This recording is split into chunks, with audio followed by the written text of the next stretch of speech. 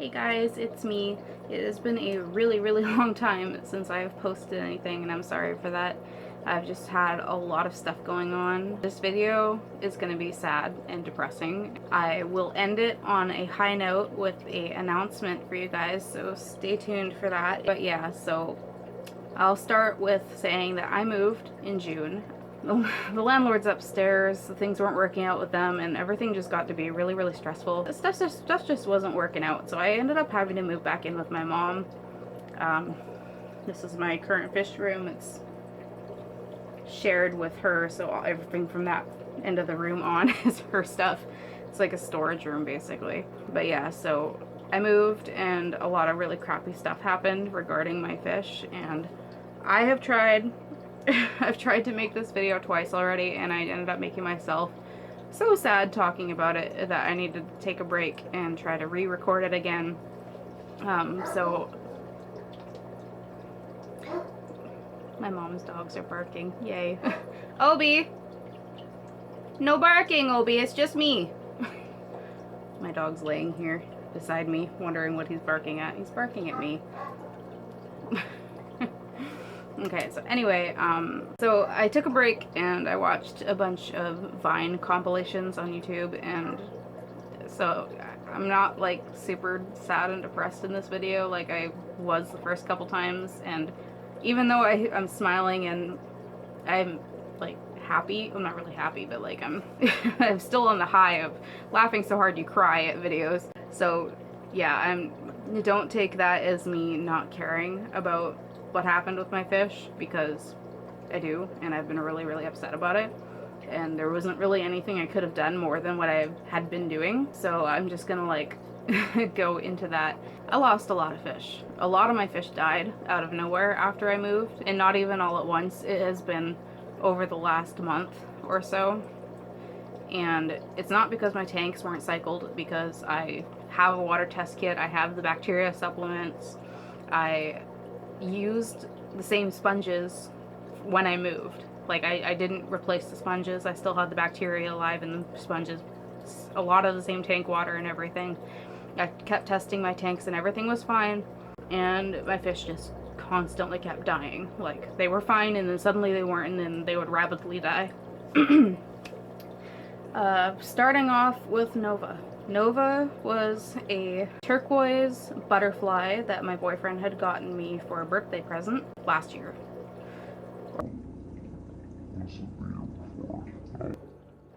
So that was Nova. I have PetSmart cups from fish that I've bought in the past and fish that I've rescued and ones that other people didn't want. And I've just accumulated them so when I have to move all my individual males, all these guys, I can just put them in those cups and they'll be fine, and it's always worked perfectly fine for me. I had a lot of stuff to do when I moved because I basically moved by myself. My boyfriend helped me like move stuff into storage, like heavy furniture and stuff, but once I was here with my stuff, I had a lot that I had to do on my own, and it took up a lot of my time. I had to set up my tanks and stuff. Some of the males that I had, like the ones that were in these tanks up here, I left them in their cups overnight. And they had the little, you know, the little PetSmart cups, how they have the little flippy thing for the air? Well, I had them open, you know, so they didn't suffocate. Like, even with the closed, they have little holes in them, they still won't suffocate. I had them in that cup for literally just one day, like less than a full 24 hours, until I had gotten their tanks set up and I'd gotten them in their tanks. But during the time that they were in those cups, Nova died. Out of nowhere. He was fine, he was totally fine, and then he wasn't. I thought perhaps, like, I was trying to rationalize it because he was the only one that died. Everybody was fine. He seemed totally healthy. I just was trying to find reasons to think of why he could have died. I know I bleached all the cups. I washed them properly. They were all sterilized and dry. They had been that way for months. I always give them an extra rinse before I use them, just to make sure. All the cups were fine. They were all clean, sterilized. I thought maybe perhaps my mom had sprayed air freshener, which she had, and I thought maybe, oh, what if someone got in one of my cups and that's why he died. But none of the other cups were contaminated with anything. Like, none of the fish died from that. And his was farther away from my door than the other ones. So I just, I guess I automatically ruled that out, and I never really figured out what happened to them. A little while after that, Peridot died. Peridot is the dad of my koi spawn, which is right here currently, and some there, and some in the tank that is holding up my phone currently. He was already sick, but he was on the verge of getting better, and I guess the move stressed him out too much, and he ended up dying about a week later. Roughly around the same time, my platinum female Rosie, who was currently in quarantine when I moved, she was almost 100% better. She was like 99.9% better. I moved, she was still being cared for the same way she was at my house, and something happened and she got way worse and she died. So that's Nova, Peridot, and Rosie, all gone. A little while after that, suddenly Azurite, for like 12 hours, was lethargic. He was hiding, literally just for 12 hours, and then he was dead. He showed no signs of illness besides being lethargic. He had no visible signs of illness. He was still eating up until that 12 hours, and he suddenly died. No idea why. I did a bunch. Every time I found a fish that had died, I would do a water change and test my water parameters. Everything was fine. Keep in mind, these are all in different tanks. Peridot and Rosie were both in heated jars with medication, almond leaf tannins, plants, water changes frequently to make sure that they were okay. Everything I had been doing before I moved. They were fine until then. They were almost completely better from what they had, and then they died. And now Azurite died. He was my mustard gas rosetail, if you recall from my older videos.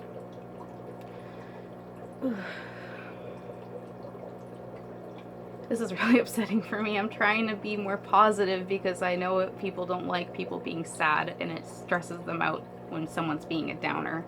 But it's so hard to not be upset when something like this happens.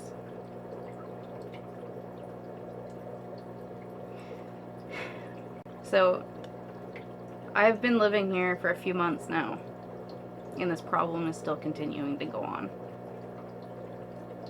After that, I lost Pop-Tart, my royal blue Dumbo.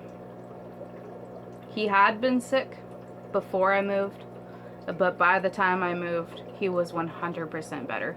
He was not sick in the least anymore. He became lethargic and suddenly died out of nowhere. Literally hardly had any time to respond. I check on my fish multiple times every single day because I am pretty much home all day, every day, and I spend hours with my fish watching them. I know when there is an illness and when there isn't, and they've been fine. They've been totally fine, and then suddenly they're not okay, and then abruptly they die. And this, they're all really sad. I'm not picking favorites, but this one is especially sad because this next one was not only a fish I bred myself, but he was the one that my boyfriend kept for himself, and that was Riker. He used to be in this 5-gallon tank. It was cycled, properly set up. I switched out the gravel with black gravel and also some fluval stratum, and gave him some plants and a new decoration. And for a long time he was totally fine, and then all of a sudden, with a day, like 24 hours, he was hiding. I was like, oh well, he's not looking, he's hiding, I better do a water change. I did a water change, and sure enough, the next day he had a spot on his side that had some kind of bacterial infection, and his scales were sticking out. It's not like dropsy, it wasn't his whole body. The scales themselves excuse me, the scales themselves looked thick and squishy almost. Like, not fungus, but like the scales themselves looked like they were a different texture.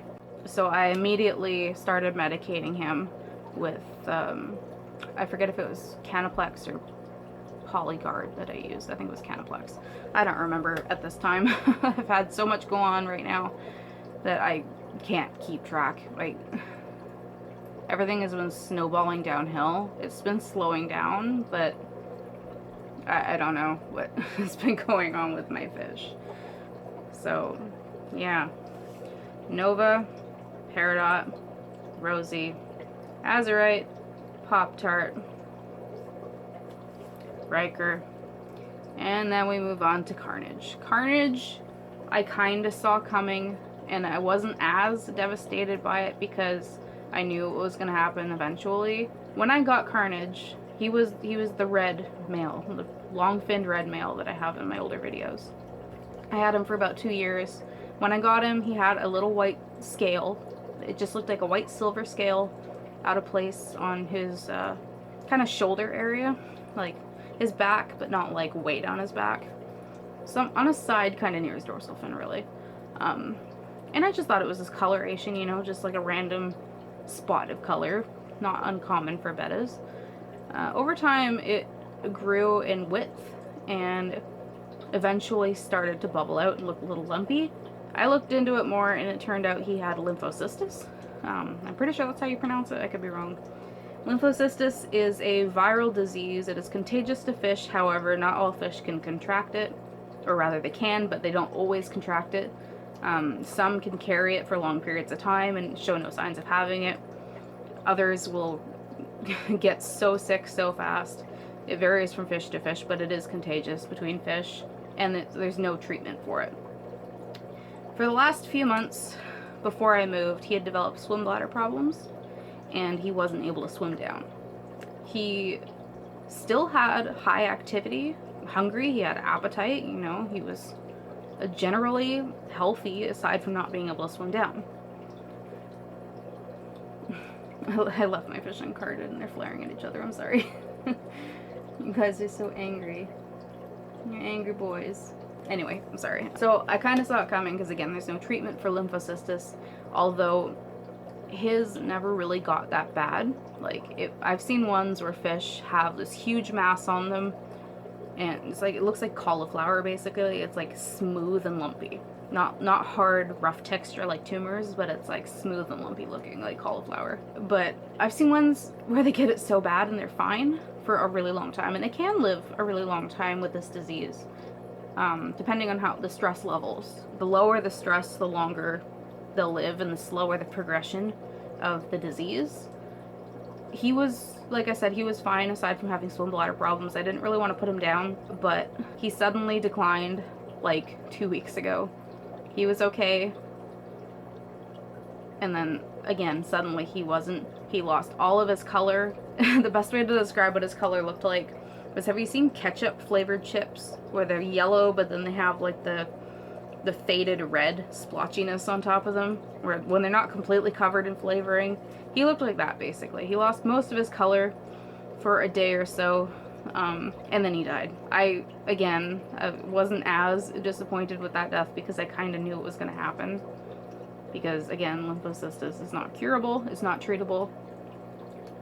He was fed all the best foods I could possibly feed him, live foods, frozen live foods. I didn't feed him pellets because I noticed that it made his swim bladder issues worse, so I cut pellets completely out of his diet, although I don't really feed them pellets very often to begin with. So there was that. And then I had one more death.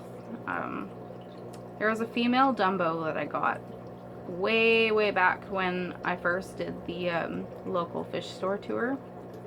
I bought that female Dumbo in that video, and I named her Sprinkles, because originally I had bought her with the plans to breed with Pop-Tart, but Pop-Tart ended up dying, and he was never healthy enough to breed, so I never got into doing it. So I just kind of had her by herself for a while, and then she ended up dying as well, although it was under completely different circumstances than the others. Kind of. I mean, it was still like a rapid out of nowhere death, but at the same time there was kind of a cause. I also lost a bunch of guppies. That reminds me, there was a haul video that I was going to do, and I may still do it if people want to see it, because I still have the footage, I just haven't edited it yet. I just feel like it's kind of old now, and it's a little irrelevant. There was a yellow female guppy that I bought in that video. She was one of the things I got. I got a pair, I got a male and female, and I had other females, and I was gonna select breed to get more of yellows specifically. And she did have babies. I did have a bunch, but during the move, the ones that I still had ended up getting eaten because when I moved them in a bucket, I did have plants in it, but when the water is being moved around, the plants move and the babies move, and the adults find the babies and eat them. And unfortunately, I didn't have a way to separate them. So I lost basically all those babies. I did have more babies after I moved here, but they all got eaten except for one, and it turned out to be male. So now I have 2 male yellow guppies. I've got the adult in this 20-gallon here in front of me with other females, and then I've got the baby one down in there with my other fish. But the mom ended up dying. But yeah, so that's pretty much the majority of all the negative stuff, and I'll go into detail on how Sprinkles died closer to the end of the video because it's kind of related to something that I want to bring up in the end of the video. So I guess we'll talk about some positive things to lighten the mood before I make that announcement. I've sold most of my baby bettas, which are no longer babies. They are pretty much fully grown. Some of them are a little bit small, but the majority of them turned out a proper size. And the small ones are actually in that tank. The 30-gallon down there, that is a cull tank. I don't want to euthanize them unless I have to, because none of them seem like they're suffering a lot. There's a couple that do have swim bladder issues, and if it continues and worsens, I will probably euthanize them. But if anybody in my area wants to take any of those guys for free, because they are really small for their age, they can just have them. I'm not going to charge anybody for potentially unhealthy fish, but yeah, most of my fish turned out good. I've got 13 jarred males here, and I will show you a clip of all of them. So this is some of the males. This guy was fully cellophane, but he's starting to get some more color on him again. And this guy here, also fully cellophane, although he does have the blue iridescence. I'm sorry, these jars look really dirty. There's like a window right there, and it gets direct sunlight, so they get a lot of sun. And this was the one I named Spoon because it looked like he had spoon head compared to all my others, but little did I know I had one that actually looked way more spoon head than he did. And I'll show you her later once I show the 30-gallon because she's in the cull tank. And this is one of the turquoise ones that I got from Bismuth Spawn, which is the second one that I did that only ended up with like 20 fry. If he will swim, he's a really pretty boy. He's got gorgeous coloration. The end of his anal fin is a little bit ruffly though. What are you doing? Come on. Come here, buddy. Are you tired from flaring for too long? Also, he's got a lot of splits in his ventral fins. Well, I guess he only has 2 technically, but some of the other ones have more. And it's not really a desirable trait, so I don't think I'm going to keep him for breeding. Why are you sleeping down there? You tired? Oh, there you go. I'm going to recard them soon. They've been uncarded for probably like an hour now. See his anal fin there? It's kind of long and ruffly at the end, instead of having a sharp point. It doesn't make him any less pretty though. And here's his brother. None of these guys have swim bladder problems. They're just tired from exercising for so long.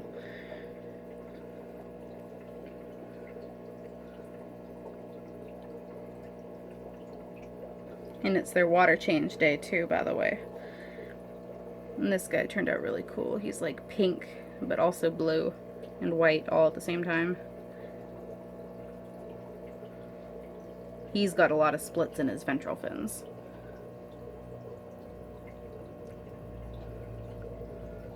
And then I got this guy down here. Yes, hello. It's almost your dinner time. He's also from Bismuth Spawn. I can tell because of the banding on the tail.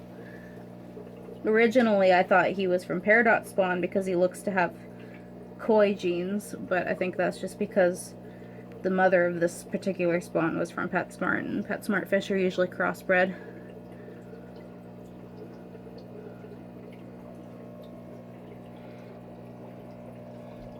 Hello, little one. Come on. Oh, there's so much almond leaf bits in there.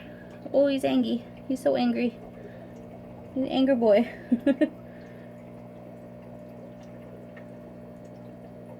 You're the angriest angry boy, aren't you? I really need to clean the algae off of these. I apologize, it's kind of hard to see them.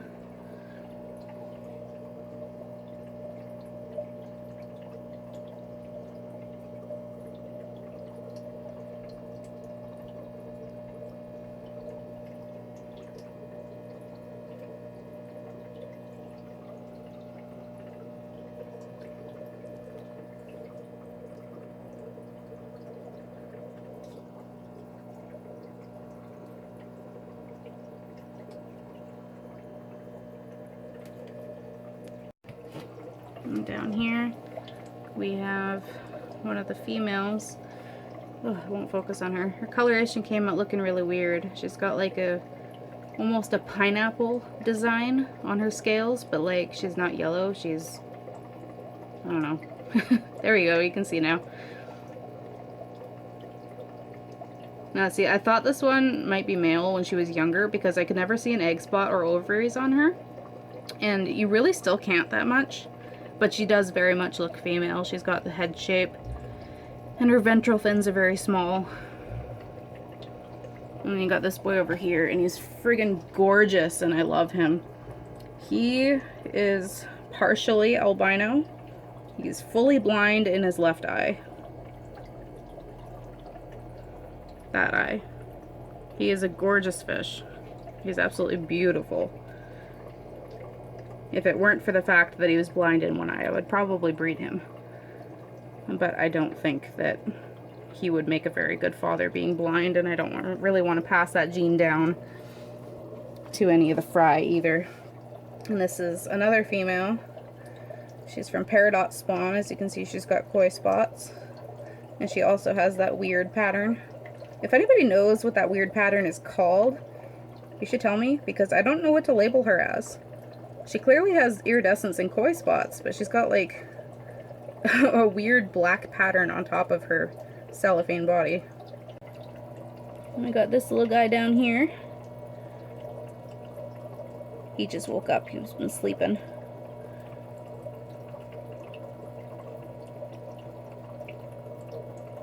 This is the last jarred one. Another one from Bismuth.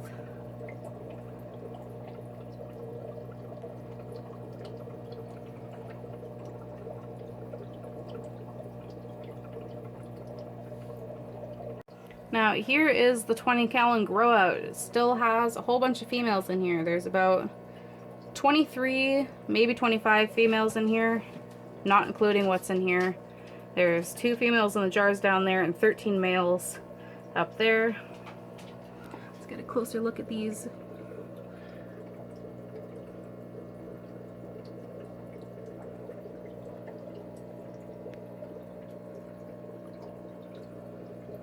I just cleaned that filter yesterday.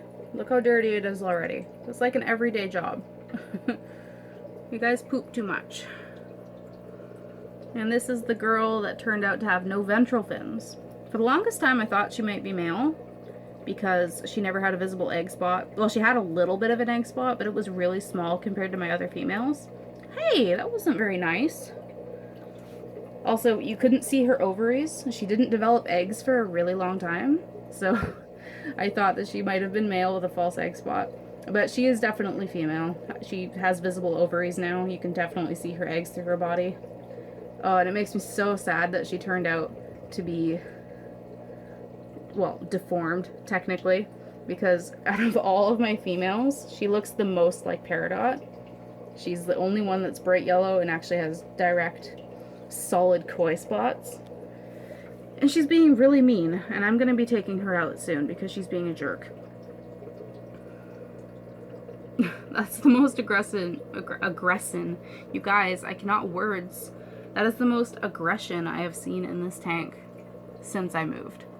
Like they adapted so well to moving.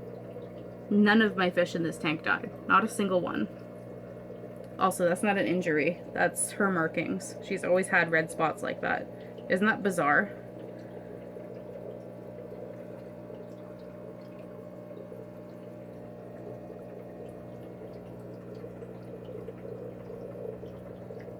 Don't eat that. It's not food.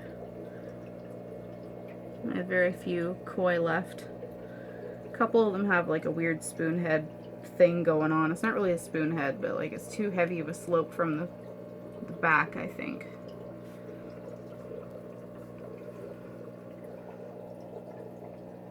And here I have all my albinos. I know it's a really small breeder box. I've got 3 fish in there, all of which are completely blind and they have a hard time finding their food.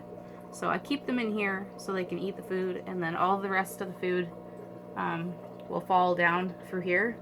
I've been feeding them a lot of grindle worms lately, so all my fish like to cultivate right here underneath it and wait for the food to drop. It's actually really cute to watch. Yeah, I've got these 2. That one has one black eye and the other eye is albino and it's blind. That guy down there is fully blind and fully albino. This one is the dilute albino. I'm sorry if you can't see here. There's a lot of plant debris and algae in there. She's grown quite a bit. But that other guy, he's still very small compared to the other fish. So he needed to be put in here because he couldn't find the food. And moving on to the 30-gallon tank. This is my guppy grow-out / betta cull tank. The majority of the fish in here have something wrong with them. They are either too small or have swim bladder problems, like this one. And that koi down there, he's got swim bladder problems. And this girl, she's so freaking tiny. She's so small. And here is the one that I was talking about with the spoon head issue. She is the most deformed fish of my entire spawn, and I named her Quasi, short for Quasimodo. And she is so sociable. Like, occasionally another fish will bug her and she'll tell them to go away. Like right now, she's kind of like, go away. But she's not attacking them. She's very sociable. She would be good in a community tank, I think. I feel bad for her though, because she's so funny looking. And that's the one that I used to say looks like a platy. He's very short-bodied, still kind of looks like a platy. His tail is very short. Hence why he's in the cull tank. I've got all these little baby guppies. And there's the one yellow guppy survivor. I do actually have one betta in this tank who does not belong. And not only because he's not sick anymore, but he is not a female. He's a male, and he's down there in the plants. Can't see him right now. Oh, and that girl there, her name is Diglett. She used to be really ugly, and she used to be the same colors as the shiny Diglett from Pokemon. So we named her Diglett, and it just kind of stuck. And there he is, being a dink. I'm going to be removing him tonight, actually, because he's getting territorial over that corner since I moved stuff in here. This is 10. 10 was the number I assigned him when he was put into a jar. He had swim bladder problems for the longest time, but as soon as I put him in this tank and he had a nice filter and room to swim, he just stopped having those problems, and now he swims perfectly fine. I am planning on keeping him because he is a gorgeous boy and I love him. I've got baby guppies in here, by the way. They're very small. Very small baby gups. And these guys like to get themselves stuck for some reason. I'm not sure why. They think it's fun, I think. It's a game to them. And there's Diglett. She used to be ugly and now she's beautiful. She's like the ugly duckling, but for bettas. So yeah, that is that tank, and I will move up to what's in the 2 10 gallons. I would like to introduce you guys to this handsome fellow who keeps ripping his fins on his log. Yes, it's possible. He gets them wedged in between the glass and the log, and he rips them because Dumbo fins are very delicate. His name is Youppi. He's named after a character from an anime called Hunter x Hunter. If you know what that anime is, you get 2 thumbs up. If not, that's okay too. Each of these segments is 2.5 gallons, which is generally the standard minimum. If I had more room and more money, I would give them more space, but unfortunately right now I don't. I'm still working on getting them more plants, which is something I touched on in the haul video that I had been working on. I did actually show these tanks in that video that I had recorded. And most of that is malm and algae, by the way. I did just clean this. I gravel vacuumed. I think there's also some snail poop on those leaves. That must be what that is. Yeah, that's snail poop, alright. I got a snail in here again. I know it. Somewhere. And this is 7. He's one of the ones from my spawn as well. He's angry at me because it's past his dinner time. And when he gets angry, he clamps his fins. He doesn't normally look like this.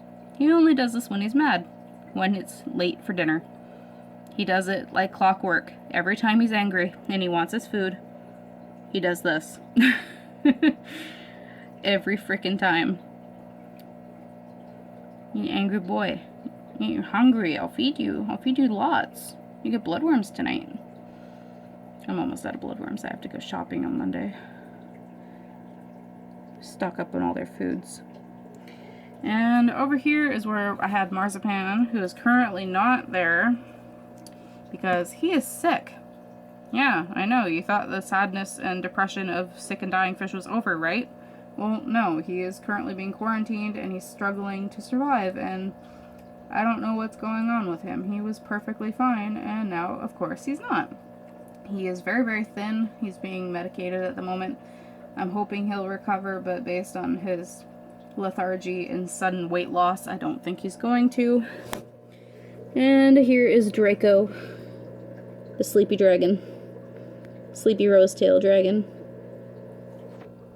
I'm not gonna wake him up because he's gonna get really pissed. And this is Poof. I got Youppi from the local fish store. I used to not like going to that store because they always had fish with parasites, but they have since stopped selling tropical fish and they only sell bettas in cups. So their reputation is kind of regained, I suppose. But I got this guy from PetSmart, and his name is Poof. He is also named after a character from Hunter x Hunter. And he has the most personality. Oh, what are you doing, buddy? What is that? Is it a finger? He doesn't like the finger. I put my turkey baster in here yesterday to swoosh around the water in the back so I could stir up all the mulm and get it sucked up. He was so confused. Yes, you're the most curious fish. And you're so sassy too. Not right now, but he is sassy sometimes. He's a sassy boy. And here we have Blinky. He just woke up from a nap. If you don't know who Blinky is, he was the fish from my spawn who was born with only one fully formed eye. As you can see, his other eye is not fully formed. And he's cranky at me too, I can tell. He's hungry. I'll feed them. I was busy all day, so I didn't get a chance to feed them yet. I usually feed them twice, but I cut down a little bit once they started to get sick because I wasn't sure what was going on. And this guy is Comet. He nipped the crap out of his fins, like the little jerk that he is. I've had him for a long while. I was planning on making an introduction video for him, but it never happened, so there is Comet. And my old boy Eon. Eon, the old man. He's the oldest of old men. He's like 3, which really isn't that old, but he's my oldest boy. And he's tired. I just woke everybody up for this video and they're all cranky at me. You're all cranky boys, aren't you? Yeah. Now you're hungry. Hungry Crankies. You only got a little bit of Grindle worms earlier, and that wasn't enough for you. Okay, well, I guess that's it for showing you guys my fish. As you can see, they're mostly fine. Some of them are tired and cranky, and they need to be fed. I probably should have fed them before the video so they weren't so cranky, because my fish have serious attitudes. They always get like that when I need to feed them. And then when I feed them, they're all happy, so I probably should have done that first. But hindsight is 2020, so yeah. Okay, so that was basically all the updates except for the announcement. The announcement I want to give to you guys is we have more baby bettas. Yay. I bred Yuppie and Sprinkles. Now, unfortunately, like I said, Sprinkles did die. She didn't die during the breeding process. She had her own quarantine tank that she had been living in while I've been here. Now, she has been totally fine in that tank this whole time. The whole few months that I've lived here, she's been fine. No issues whatsoever. I bred her. I tried to breed her with Draco originally, and he would not build a nest. Draco was not having it. He wanted nothing to do with building a nest at all. So that didn't work. So I reconditioned her for a few more weeks, and I tried again, and I had success breeding her to Yuppie, and she had a very, very small little nick on her side of her back. Very, very, very small, and I immediately medicated her. I gave her Canaplex. I had given her another water change. I had given her almond leaf tannins. Within 24 hours, that wound grew until she had a huge gash in her side. And I have no idea why. She was totally fine. Totally fine. I gave her medication just to make sure that she wasn't going to get sick and it wasn't going to get worse. And it got, like, I cannot, I can't even. I can't figure out how it managed to get as bad as it did overnight.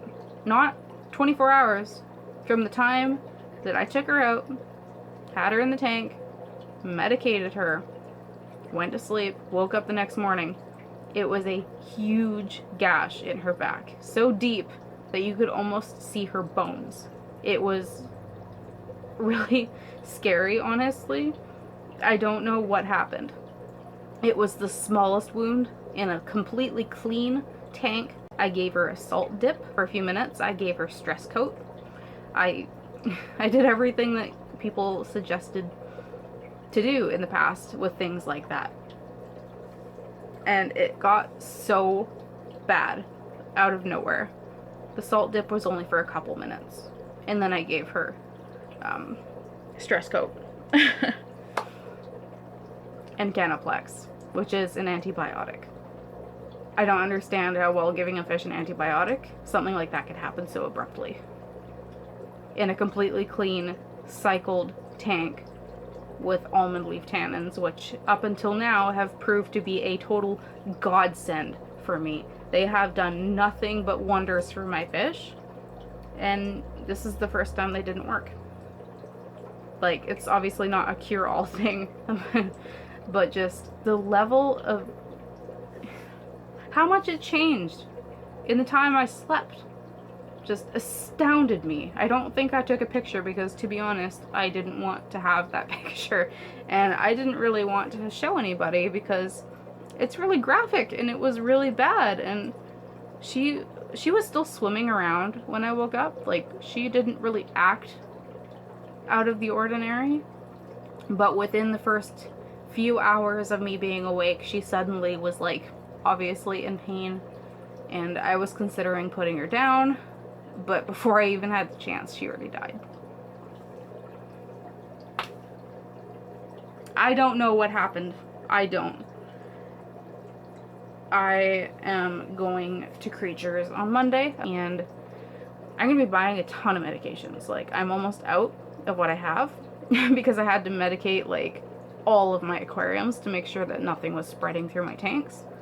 And between all of my jars and all of my tanks, including my 55, which is out in the living room, I have probably like 150 gallons of water to medicate, and that's a lot. Especially when you have to medicate it multiple times. But yeah, so that was a really sad note. She died before Carnage, actually. Carnage was the last one to die, because she died about 3 weeks ago. Or, yeah, 3 weeks ago. Babies are 3 weeks old now, so it was roughly 3 weeks ago that she died. But yeah, I can show you guys all the cute little babies. I'm gonna make another video for it, actually. I'll just give you guys a quick little look at them, but that's basically it. I feel so horrible. I lost so many fish, and I did everything I possibly could have done to prevent it. My dog is walking, click-clacking down the hall with their loud claws. I did everything that I could have done. I medicated them when I saw that there was an issue. I medicated everybody because, hey, a fish is sick and they might be contaminating my tanks. So I medicated them, and they still got sick and died anyway. Almond leaf tannins, salt dips, if necessary. I don't use aquarium salt unless I need it. The only time I ever have it in my aquariums is if I suspect fungus or ick. I don't use it in my tank because I don't want it to mess up their slime coat. But yeah, so I didn't lose any of my jarred males. I didn't lose any of the bettas I bred myself, jarred or in tanks. None of them except for Riker, who was in his own tank. The ones that are all together, totally fine. I am very iffy with sororities because they usually don't work. But I've been here for 3 months with a male in there with nothing but females and one droopy male who has swim bladder issues. And it took him until 2 days ago to start showing any aggression. Now he's going to be removed immediately now that he's better. I didn't put him in there with the intent of leaving him in there. All the ones in here are female, but again, sororities usually don't work. As you saw, the girl with no ventral fins is being aggressive. She's going to be removed as well. And anytime I see any that have any aggression, I take them out. But yeah, so it's funny. All the males that are a little bit older and I didn't breed myself, I got from PetSmart, they all croaked. Well, not all of them. And I'm so sad. I miss them. Like, I'm so sad. Like I said with Carnage, I knew that he was gonna die, but I didn't expect him to die so soon. Yeah, that's all the negative things. So this video is coming to a close. I know it's a really crappy video to come back to, but it had to be done because I didn't want to jump back in and pretend that none of my fish died and they're just suddenly gone, because I really hate it when people do that in their videos. Like, they will lose a bunch of their fish and basically lie to you about what happened to them if you ask. And they'll just pretend like, oh, I'm just not showing them because I don't want to, but in reality the fish are actually long gone.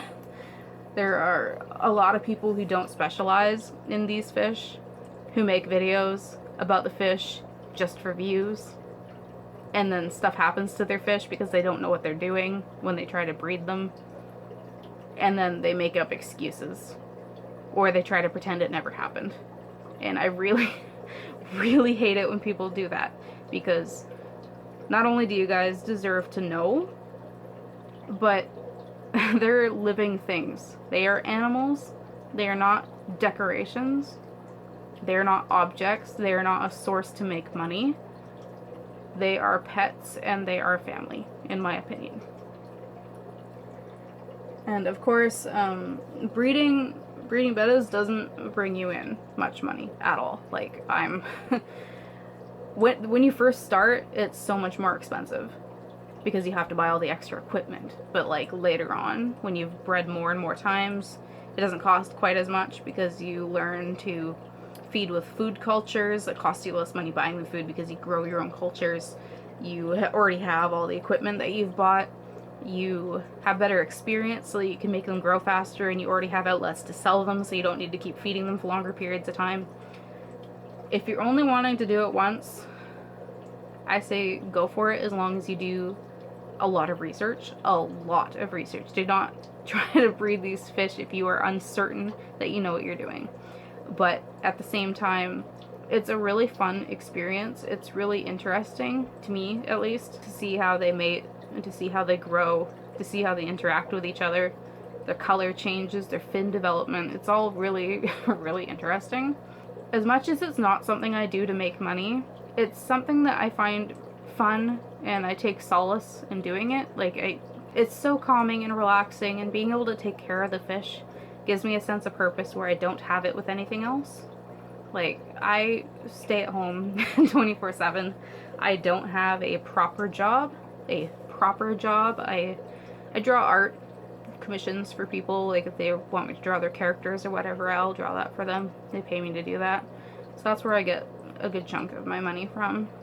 Well, not really a good chunk. I'm on disability for physical and mental health issues like anxiety and fibromyalgia and stuff like that.